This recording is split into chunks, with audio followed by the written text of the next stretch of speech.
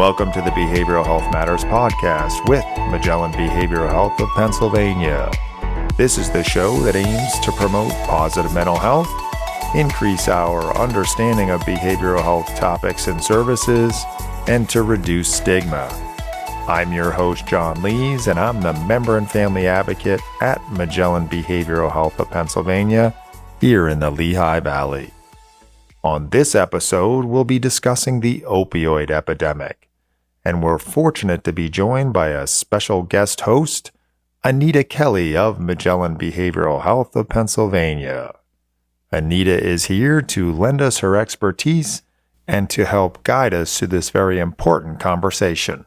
We also have two special guests with us from our substance use provider network, Jason Catalano from Pyramid Healthcare and Amy Maurizio from St. Luke's Penn Foundation. Our guests are on the front lines battling the opioid epidemic and play a critical role in providing substance use treatment for those in need. During our conversation, we discuss the work their agencies are doing, some of the challenges they face in providing services, as well as the partnerships needed to help combat this epidemic. And stay tuned at the end of this episode to learn how you can provide us with your feedback about the podcast and make suggestions for future episodes. And now, here's our conversation about the opioid epidemic. During this episode, we discuss drug use, which some listeners may find distressing. Listener discretion is advised.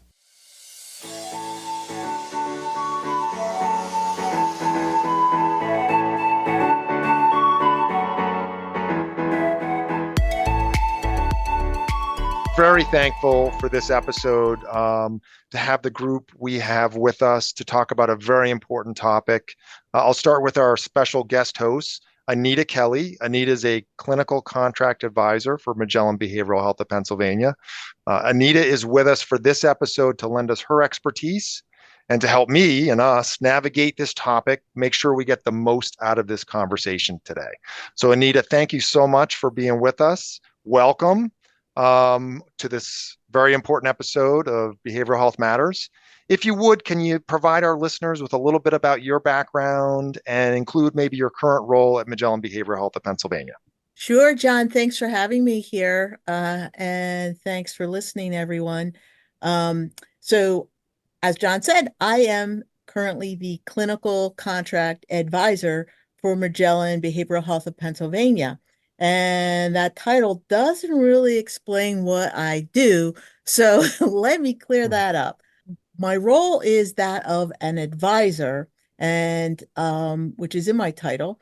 And what that means is that I advise Magellan, I advise our county partners, and our substance use providers on all matters related to substance use, medication and treatment for substance use, co-occurring disorders. My background has been in behavioral health. I have worked in all levels of care and substance abuse, but also in mental health and employee assistance programs. So I think you would say I've been around the block. And I've landed here at Magellan for the last 7 years. Thanks so much, Anita. And we're speaking firsthand, having worked with you directly, attended trainings you've provided. We're very fortunate both to have you at Magellan of Pennsylvania, but also with us on this episode to really help us get the most out of this discussion today.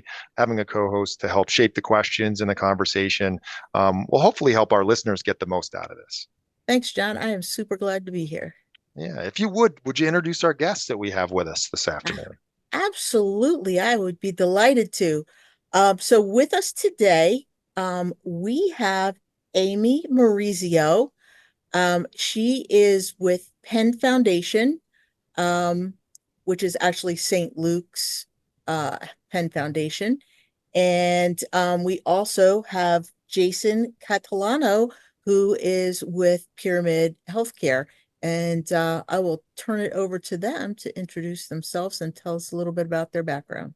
Hi, everyone. My name is Jason Catalano, and I just want to thank you for the opportunity to come on and share a little bit of experience, strength, and hope.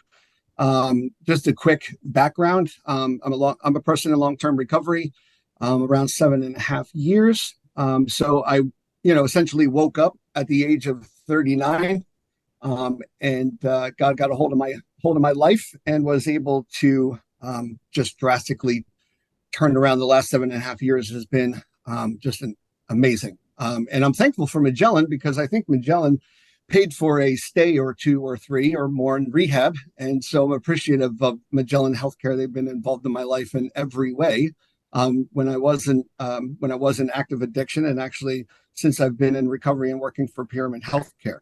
I started in Pyramid Healthcare back in 2018, and the driving motivation behind that was my brother was one of the first victims of fentanyl in Northampton County back in 2017 when fentanyl just started hitting the streets of Easton in Northampton County. And he overdosed and he lost his life. And the toxicology report came back with like just multiple different kinds of fentanyl. We just had no idea like really what's going on. So there was a story to tell there. And that was the driving force behind getting a job into recovery and treatment. So I started at Pyramid Healthcare in Quakertown. That is a residential facility as a BHT, which is a behavioral health technician, and started just to work with the guys that are there, facilitating groups, just helping them realize that they could be free. And went and obtained my CRS certification back in 2018. And, it was just had some good mentors on my side in Pyramid that were, encouraging me and teaching me, how to move in the professional world. Because remember, like woke up at 39, right? Never had really like a professional job or even navigated any kind of environment like this before. And so was able to get my CRS and I just hit the ground running and, just had a great team with me by my side every time and just, built the recovery supports program along with great directors and regional directors. And now the position that I hold is Recovery Support Services Program Manager. We have 8 sites across the state of Pennsylvania. And under that umbrella of RSS is all of our Center of Excellence sites, along with our outpatient treatment CRSs. And so we're all moving, all of our recovery supports moving in one direction, as one mindset, instead of just, everywhere, right? It's just awesome to see. We have about a team of 18 CRSs just across the state of PA. And that's just amazing to watch that unfold. We have a great leadership team, a great recovery support team, and they're just amazing. So it's been a pretty awesome journey. Well, thanks, Jason, and welcome. And we're glad you're here today. Not just here on the podcast, but here. So I will turn it over to Amy.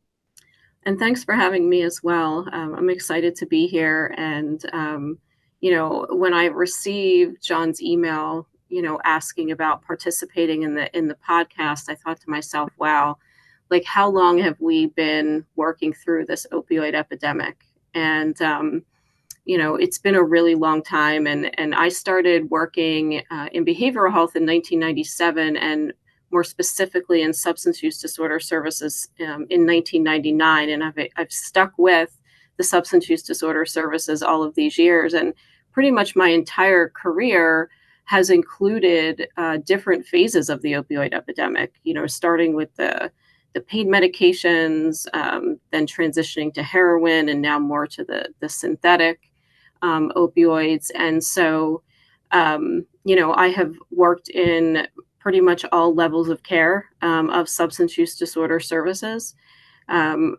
As you mentioned, I'm currently at St. Luke's Penn Foundation, but I also have responsibilities for operations throughout the entire St. Luke's network, kind of looking to grow our services to meet the needs of, the residents of, Bucks, Montgomery, Northampton, Lehigh counties, and even beyond that. So, I think the field has come a long way over the years.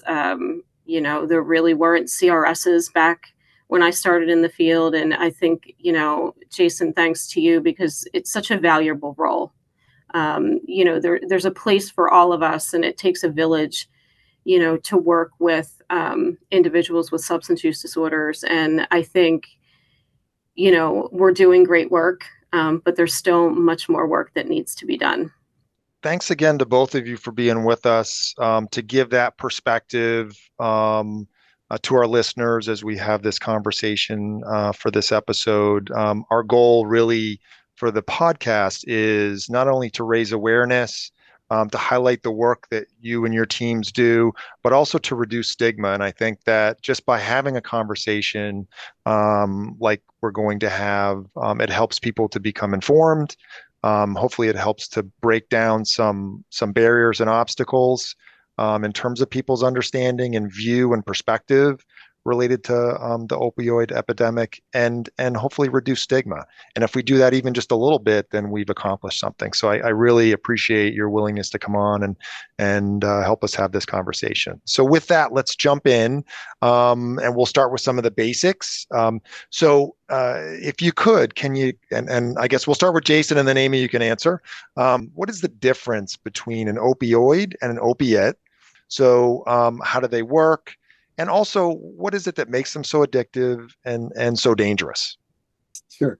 I'm definitely not a doctor, so I really can't give you the science of how everything works in the brain. But I know an opioid is synthetic. It's made like an opiate derives from original, morphine. Heroin derives from that, the poppy, plant. So, and I know opioids, there's hundreds of synthetic opioids. The pill forms. Fentanyl is one of those. And so how it affects the brain, as far as I know that, and why it's so addictive is one of the aspects is like, once you use an opioid or opiate for, I don't know, I would say probably about a couple of weeks, there's going to be a time where you will get physically sick from withdrawal. And I know that deeper, even with pain pills, it doesn't matter. I mean, all levels of pain pills, if you take enough for long enough, it will definitely, there will be some withdrawal. And so that is one of the driving forces. Now, as a person that has used opioids before, there is a side of that where it just, it gets its hooks in you, and it's always seeking not to be sick, the fear of not being sick. So it's like having the flu times 1,000. It's and listen, they can be great too, right? Like you need those for medicine. They can alleviate, just the hardest pain. And like I believe that opioids are it's a phenomenal medicine, and we definitely need them, and it is great. This is in no means by like, no, we shouldn't have opioids or nothing. No, absolutely not. Like that. Thank God for that medicine that we use in our hospitals and that doctors are able to give out for patients who have like a hard, medical issues. So I just know for the people that, have abused those things, there's definitely, consequences that come with it. Yeah. And so just to kind of supplement what Jason said, and I think the other thing to point out is with fentanyl, there's pharmaceutical grade fentanyl, right, that is used in hospitals. It comes in pain patches for individuals who have chronic pain. And then there's, of course, the illicitly manufactured fentanyl.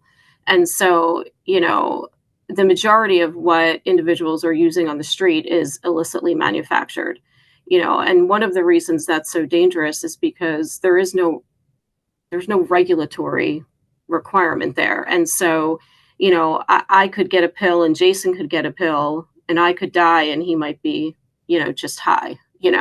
And so, you don't know what you're getting. So you may, yeah, so I was just going to say, so you may not know what you're taking then. That's exactly right. Exactly right. Okay. And so, I had read a story just very recently about and some adolescent females who had purchased, fentanyl pressed pills through Snapchat.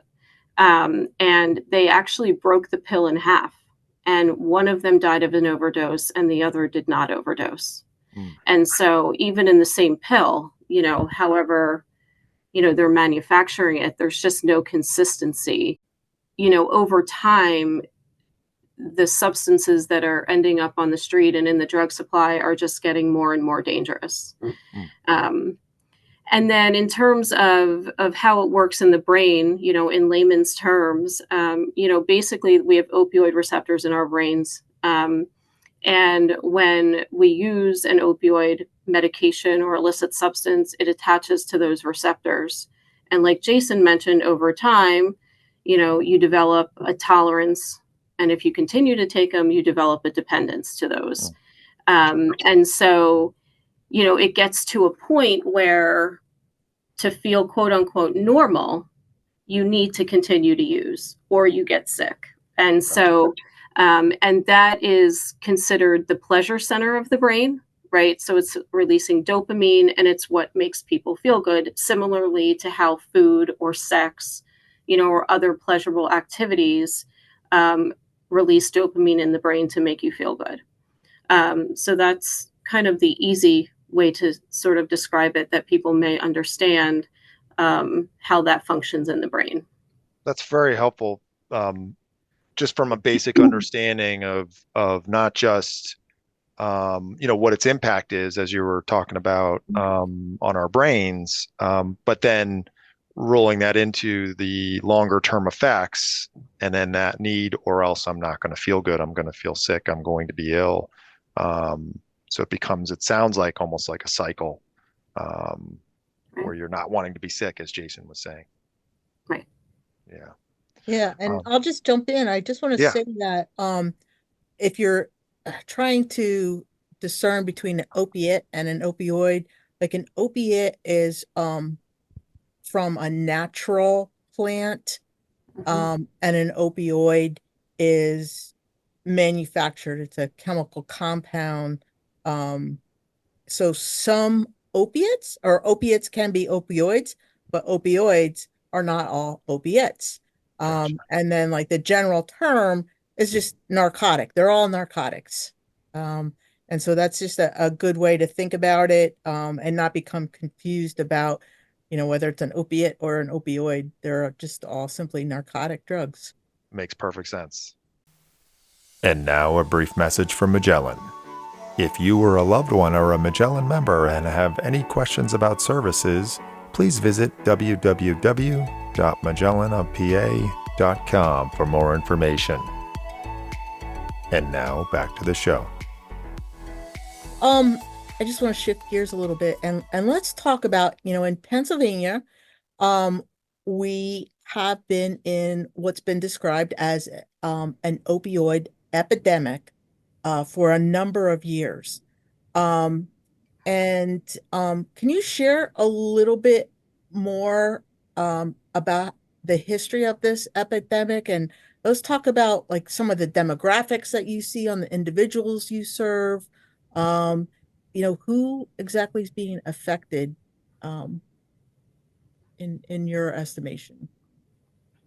So, like I mentioned a little bit previously, the epidemic, I believe, goes back into the 90s, with the use of the opioid pain medications that were being prescribed, and then kind of transitioned into heroin, and then fentanyl. And so, I had been thinking back to, when did fentanyl really come into play?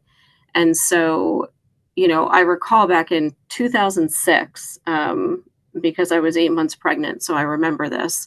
I went to a forum down at the University of Pennsylvania that was hosted by the Office of National Drug Control Policy. And at that time, they called this forum because there was a surge in opioid overdoses in Philadelphia and Camden. And at that time, that's when they really identified fentanyl in that area. And I remember the EMS speaking at this forum and saying that I believe there were around 200 deaths between April and August of that year. And EMS was saying when they would arrive on the scene, the individuals were dead with the tourniquets around their arms and the needles still in their arms. It was killing people that quickly. And I don't know that the fentanyl whether it has gotten stronger or not, I think people have learned how to use differently. They didn't know that the fentanyl was in what they were using at that time, and that they needed to use less because it was stronger than the heroin they had been used to using. So, and then I think we kind of didn't really see that take over till I think maybe, later, like 2014, 15, 16, I think is when we really started to see it again. And then that's really what we've been seeing since. And now with the new introduction of xylazine, which isn't really new anymore, it's been a couple of years now, that's complicating this even more. Jason, did you have anything to say about Yeah, the? it's always, there's been drug epidemics throughout the decades, right? Mhm. And when narcotics have been around for a very, very long time, from opium, right, to you can just, the list goes on. When people come back from Vietnam with a heroin addiction, like it's been around for Yeah. a while. It just depends how it affects society, right, to be where we call it an epidemic. And so when it rises to a certain level and starts getting enough people's attention, then it becomes like an epidemic. We went through that with the cocaine and the crack, and and now we're with fentanyl. And dealers are smart individuals, right? It is a multi-billion-dollar business, not million, multi-billion-dollar business. And people, design these narcotics to be, the potency is stronger, more addictive. Like there's definitely some intelligence behind this. This is not just something that's, we'll just figure something out, whip something together and sell it. I have a nonprofit called Reset Recovery, and we've been down in Kensington, down in Philadelphia. Probably we've been down there about 4 times now, working alongside with Grace Project, and serving about 150 people at the same time. And the trank, which is xylazine, now that they're putting that into the fentanyl, is just the side effects of that. Now keep in mind, Narcan will not save someone from a trank overdose. So if that person is overdosing and trank is like shutting down their respiratory system, and Narcan is made for that opiate, right, that overdose. So it's not, and the side effects are just horrific. I mean, absolutely horrific. Jason, I'm just going to jump in and say that we are Sure. seeing so many medical conditions Yep. as a result of xylazine, Yep. and many of our providers do not even have the capability to treat those Yep. medical conditions. I mean, uh, you know, uh, basically, just to put it bluntly, it's sometimes eating away people's skin and their Yeah. cells. There's no medical care that comes on the street, right, to take care of that, let alone get to a hospital.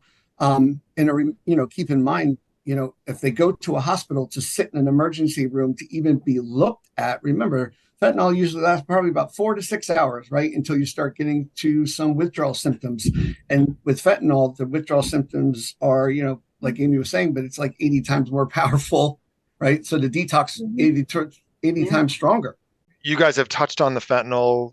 That was a topic I wanted to get to. We're hearing a lot about it. It's very prevalent conversation currently in terms of fentanyl, and it kind of makes sense when I think about what you're sharing in terms of if it can essentially impact anyone.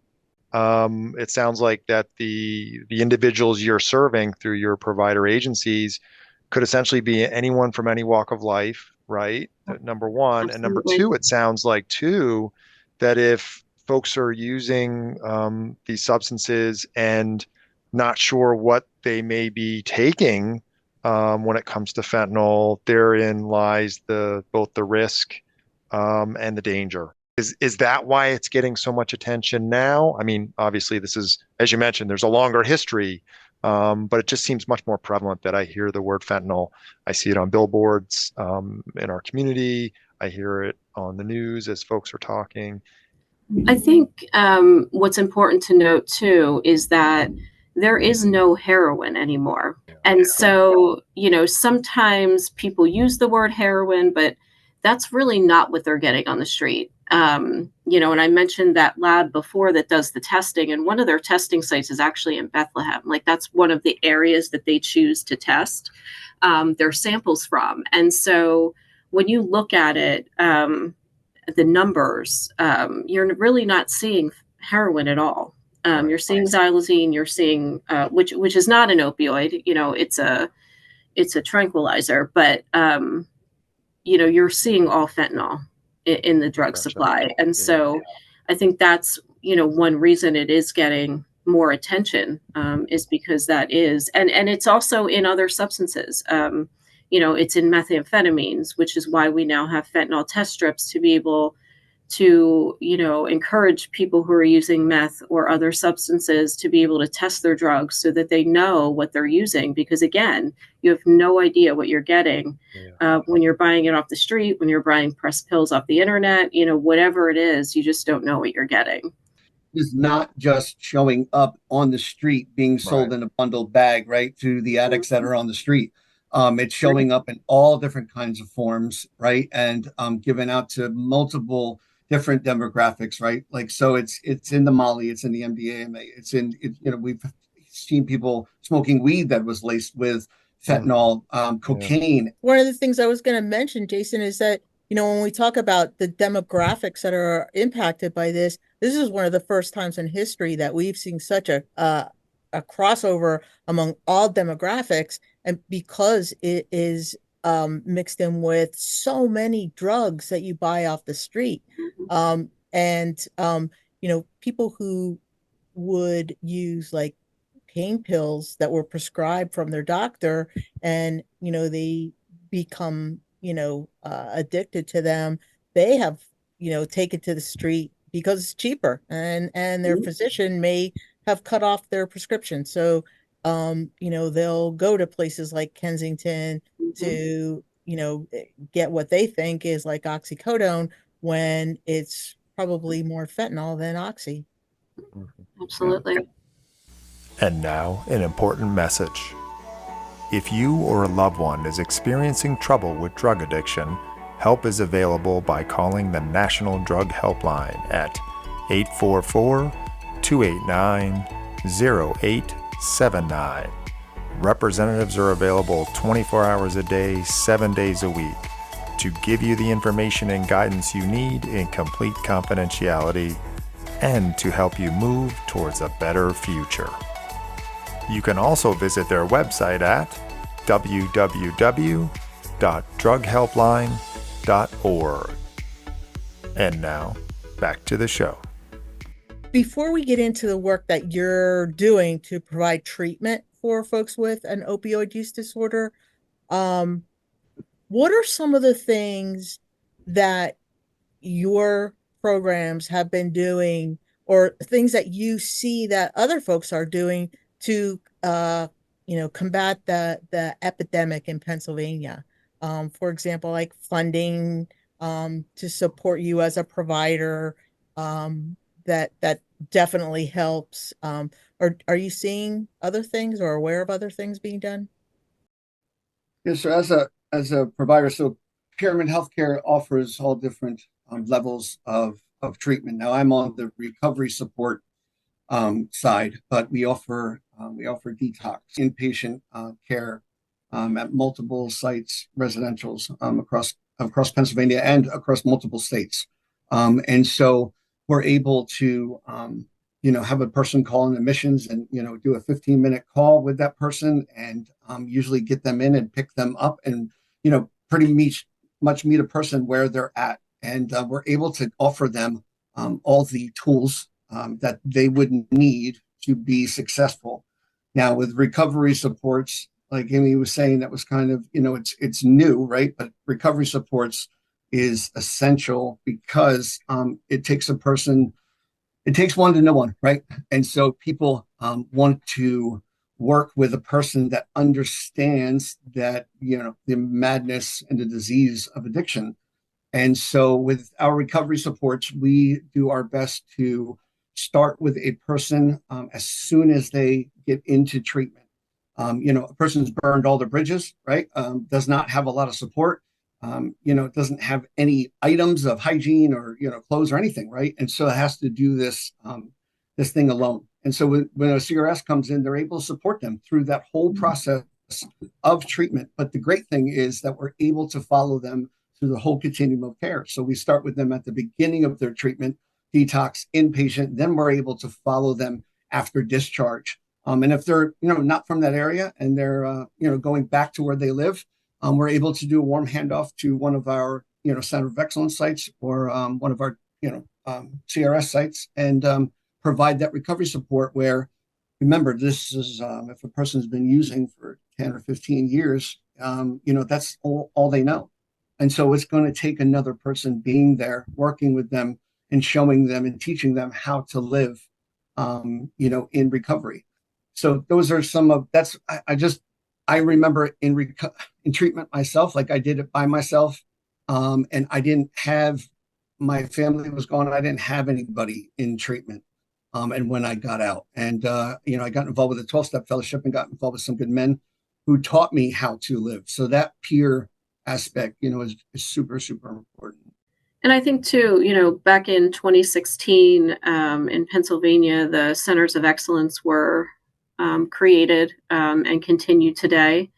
And that is specifically to help assist with the opioid epidemic. The COE teams are comprised of a nurse, typically, certified recovery specialists, case managers, and really help to coordinate care for people as well as provide support. We have one here at St. Luke's Penn Foundation, and obviously Pyramid has several as well throughout the state. And I think warm handoff programs where agencies receive support from typically the county SCAs to provide those services in the emergency departments. And I think initially it was for overdose survivors, but has sort of expanded to allow agencies to connect with anyone who comes into an emergency department with a substance use issue. And so it helps to connect them with either formal treatment, if that's what they're interested in, recovery supports, or even just general community resources, food, housing, things like that. And so, there's multiple organizations throughout Lehigh, Northampton, Bucks, and Montgomery counties, even and beyond, that are providing the warm handoff services, which are typically either assessors or CRSs working in the emergency departments. And then I think, some of the initiatives out there to be able to provide providers with naloxone, fentanyl test strips, things like that we can distribute in the community. So that's another big piece of it. We're hoping to have some xylazine test strips soon as well. And then there's also the opioid settlement funds. I think we're seeing some impact of that at this point, but I mean, that's for, I think, something like 18 years, that those funds will be available, in the counties. And so, what those funds will be used for going forward. I know transportation for care is one of the areas that we're seeing in Bucks County. But more to come on that and what the opportunities are there. I know St. Luke's just became a recognized entity through the PCCD for distribution of some of those supplies.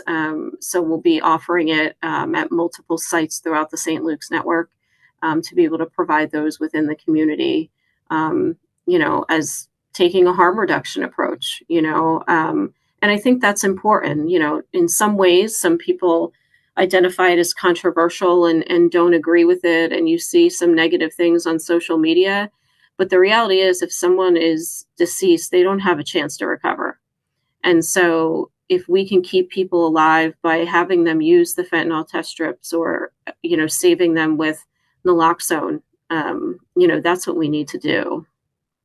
So you mentioned naloxone. That's Narcan, right? Is that Yes. Yeah, okay. So can you guys give a little more kind of detail to exactly what that is? Again, like fentanyl, we're hearing more about it in the general public on social media and on television, the news, etc. Can you just give kind of the basics, the 101 of what is Narcan, how does it work, who can give it?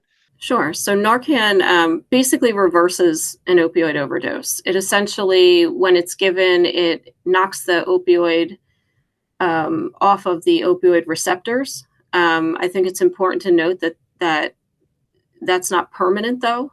So it is important when someone is given Narcan that they do seek emergency treatment, um, because depending how much they have in their system, the opioids can reattach to the opioid receptors after some time.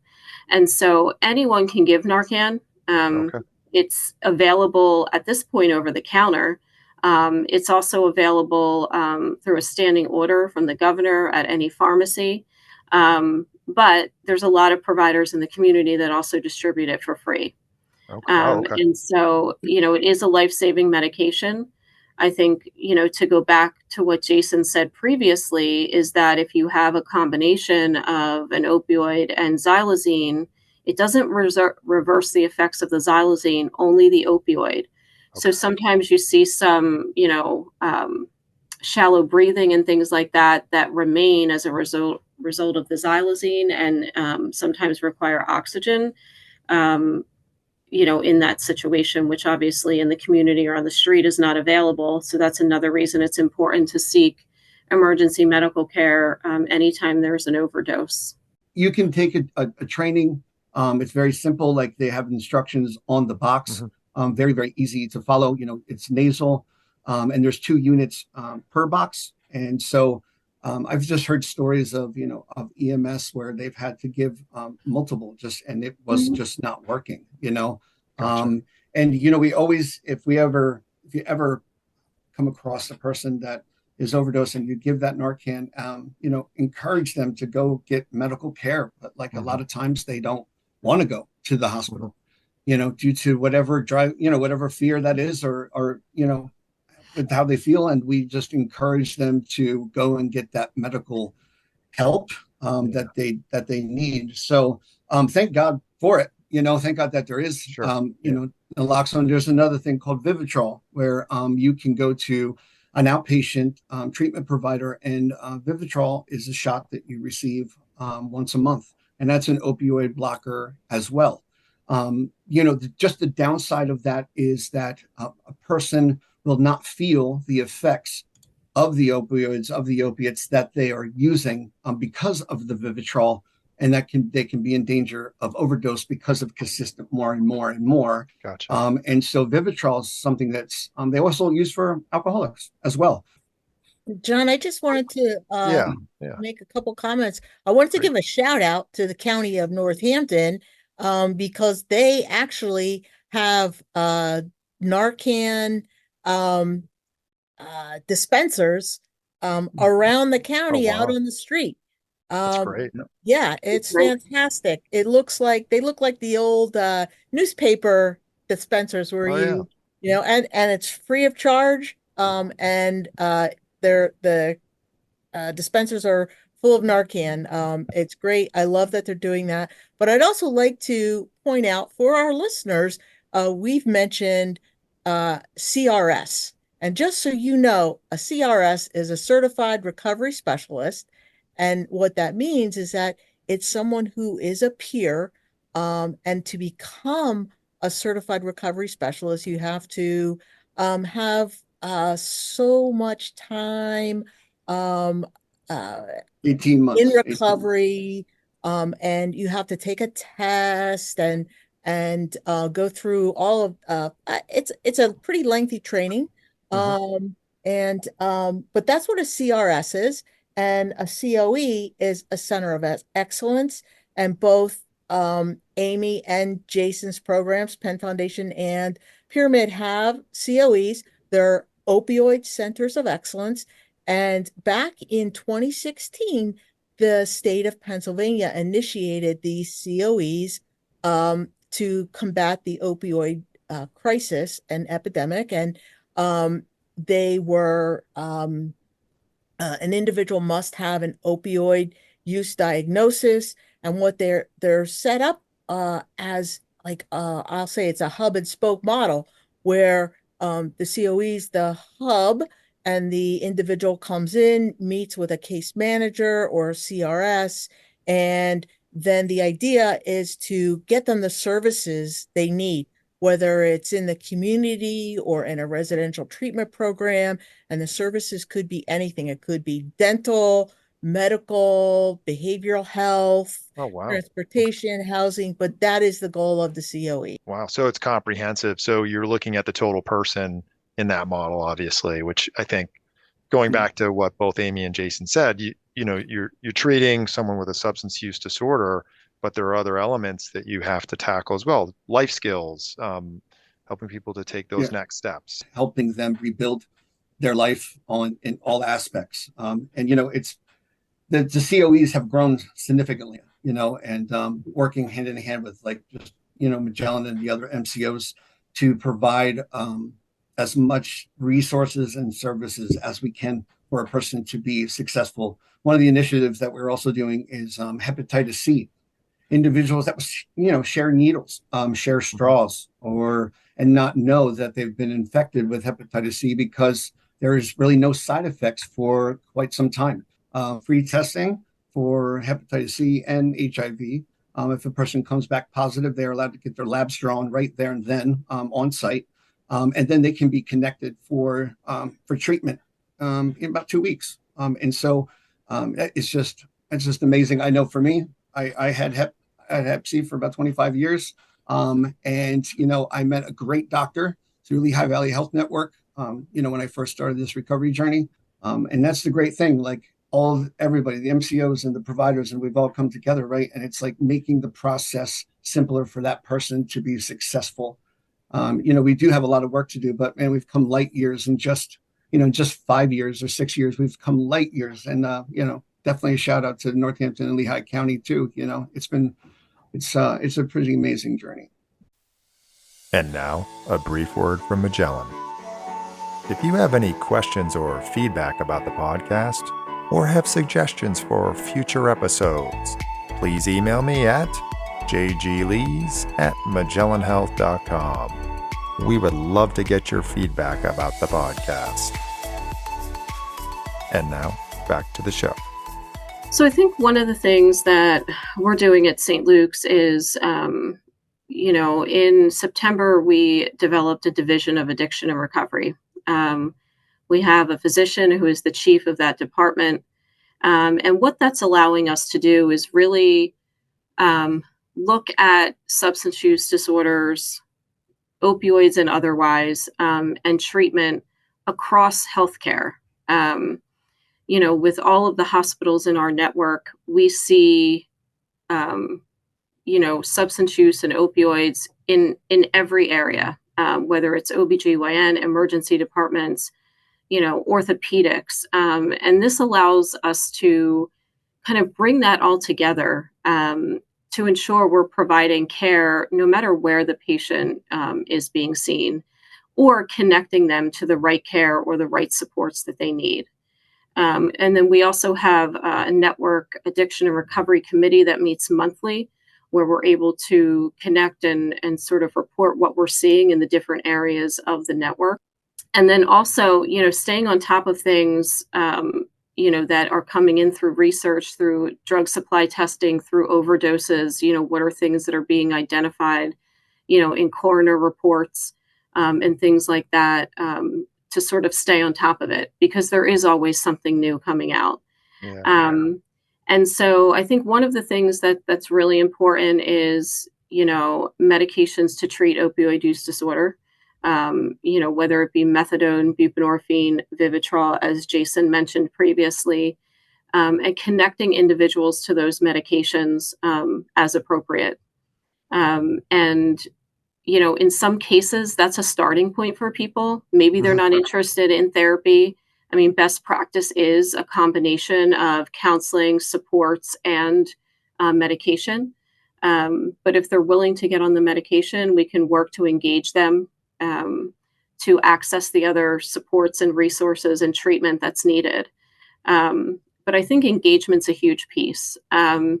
And, we do a lot of motivational interviewing training and brief intervention, which are really important in the beginning, because that's the key, is the engagement. And sometimes it's really hard to engage individuals, mostly because of the stigma that they've experienced in the community, in healthcare, in other places. And so, being able to engage people and show compassion, not judgmental, is really huge.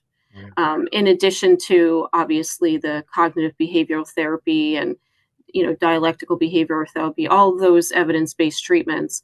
But I think first and foremost really is the engagement piece.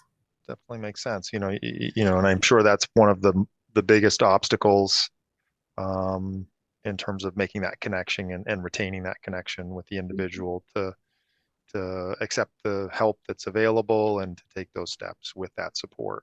To deal with like the engagement piece of what you're talking about, like, yeah, there's this stigma that comes from the community and from the doctors and hospitals and police forces, but the internal stigma is, is even worse, right? Telling yourself, that you're worthless, you're no good, and all the list goes on, because of all that shame that comes along with addiction. And so when they come and they meet with us, it's meeting them exactly where they're at and reassuring them that you're going to be there with them through this process. I always tell the CRS team, one great thing is like, hey, listen, like, we're not cops, we're not POs, right? We've been there. We know how it feels to sit exactly where you are sitting, and that first initial engagement could change a person's life for negative or positive. Pyramid Healthcare, I was a client of them back in 2015.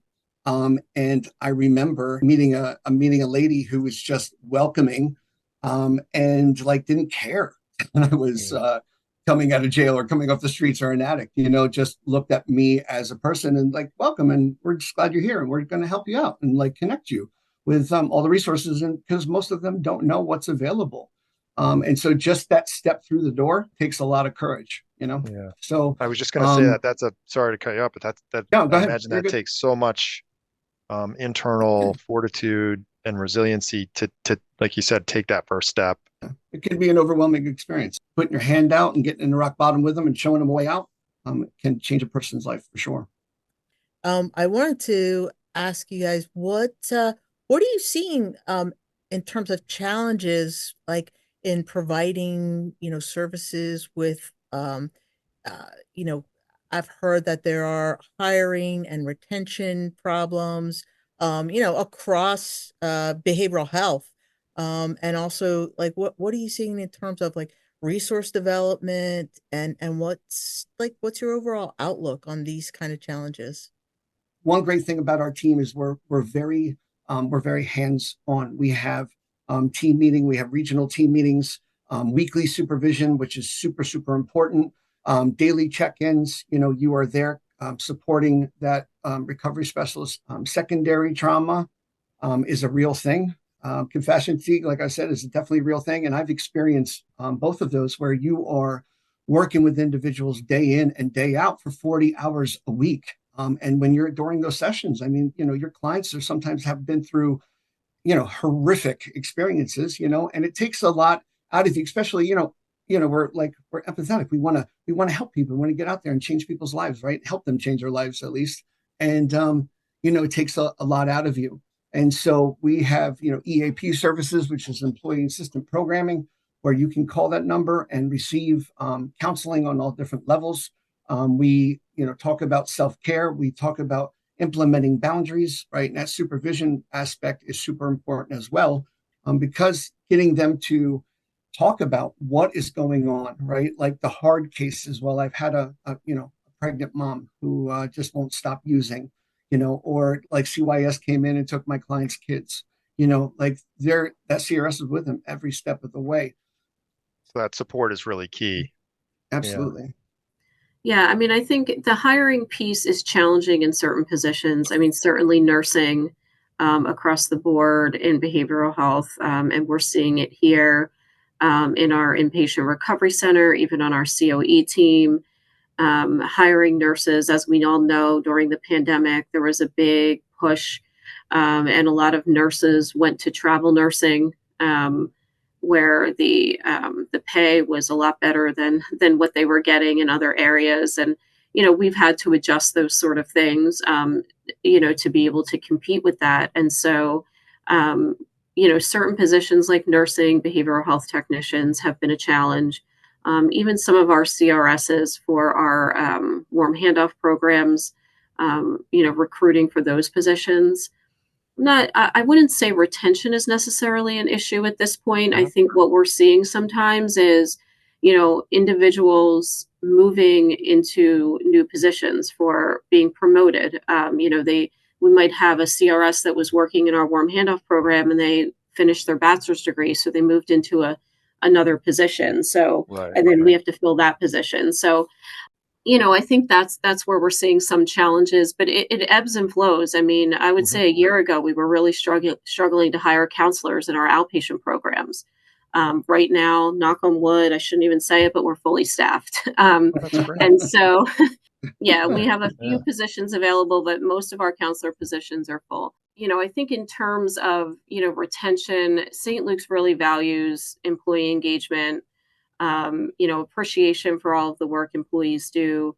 We have some of the same things that Jason mentioned, the EAP, ongoing supervision with all of our staff, education, ongoing education to keep up again with evidence-based practices and trends in the field. And just overall, making it a good workplace culture, really being there to support our staff and our coworkers to make sure that, we're able to do our jobs effectively as well. And so, I think that's one of the really great things about working for St. Luke's is there's a lot of support out there, and a lot of opportunity for growth, as well as creating new programs and things like that to respond to the community need when it comes to substance use disorders. Yeah, and I agree that that support is just so helpful and necessary because a lot of a- I wouldn't say all, but a lot of the staff who have come in since the pandemic are really, new to the field and appreciate all of that support and help and opportunities for trainings and growth, professional and personal growth. And so it's really nice to hear that both your organizations are responding to that and able to, meet their needs and retain them. Yeah, it's really affirming, excuse me, that to hear that it's clear that both organizations really not only want to provide services for the individuals they serve, but also take care of their staff, and I think that's so important. So my final question for each of you is, if you could leave our listeners with one key takeaway from this conversation related to the opioid epidemic, what would that be? So I'll reiterate what I said earlier because I think it's incredibly important, that drugs do not come with an ingredient list. You don't know what you're getting. Our kids need to know that. And just also keeping in mind, and this word didn't come up as we were talking today, but opioid use disorders, it's a disease. It's a brain disease. It is not something that people choose to do. No one woke up one day and said, you know what, I want to be an opioid addict. And so, I think it's important for the community to know that this is not a choice for people. It's a great message. Jason, how about you? Yeah, one thing.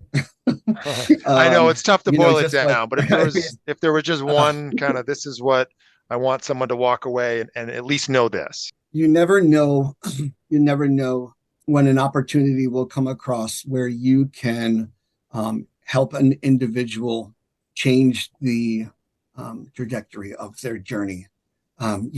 Yes, we hear bad things in the news. Yeah, we hear bad things about drugs are bad and all that other stuff, right? I understand that. But I'm telling you what, like a being there for someone and helping them in their time of need, whatever level they are at, or connecting them with the resources to do so, can change a person's life. Wow, that's a great message, really, from both. Thank you. both so much for that. Anita, any last thoughts before we wrap up our conversation? Well, I'd just like to thank Amy and Jason for being with us today. And just want to, I guess, reiterate what Jason said in a way, is that you never know what is going to, uh, catch with someone. So if someone's been in treatment 5 times, 10 times, I say keep going back. Something may click for you. Mm-hmm. And I love to say this. There's this old adage, but we always forget the end of it. And the adage is, you can lead a horse to water, but you can't make them drink. But the other piece of that everyone forgets is, but you can make them thirsty. And hopefully that's what we do when we get people in treatment, right? We make them thirsty for recovery.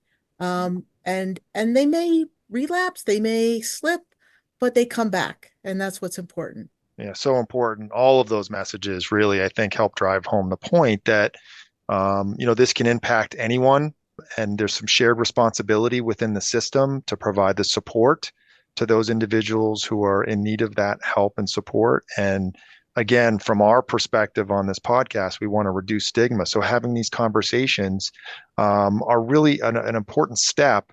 But I really appreciate your expertise, the work that you all do, and certainly for taking the time to help to educate myself, and more importantly, our listeners on this episode about the opioid epidemic, the work that you as providers are doing as this continues to evolve, and hopefully through the support of the entire system, we can continue to make gains, make progress, reduce the stigma even more, to be able to have more conversations. And again, I just want to thank you, Amy and Jason, for being on and offering the provider perspective. And Anita, thank you so much for coming on to help co-host. I very much appreciate that. You're welcome anytime. It was great having you. And just thank you again so much. Also, thank you for Magellan for supporting our programs, because a lot of our programs wouldn't be possible without the support of Magellan as well. Yep. Absolutely amazing organization. They help out so much. They really do. Well, thank you for that. And again, thank you for helping us to have this very important conversation. Thank you. Thank you all. All right. Take care.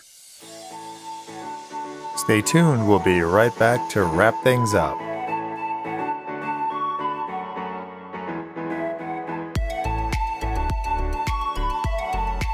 So what did we learn on this episode? Well, we learned that the opioid epidemic is affecting people from all walks of life. We also learned that fentanyl is very strong and very cheap to produce. And we learned that people who manufacture illegal drugs are using fentanyl to make their drugs more powerful and also less expensive to produce.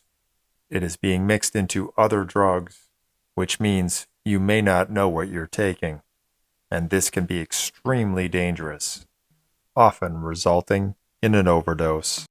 The news is not all bad, though, because we learned that treatment and support are available and recovery is possible. We'd like to thank our guests on this episode, Jason Catalano from Pyramid Healthcare and Amy Maurizio of St. Luke's Penn Foundation. We'd also like to extend a special thanks to our guest host on this episode, Anita Kelly, for helping us to navigate this very important conversation. We'd like to thank all of you for listening to this podcast and invite you back for our next episode.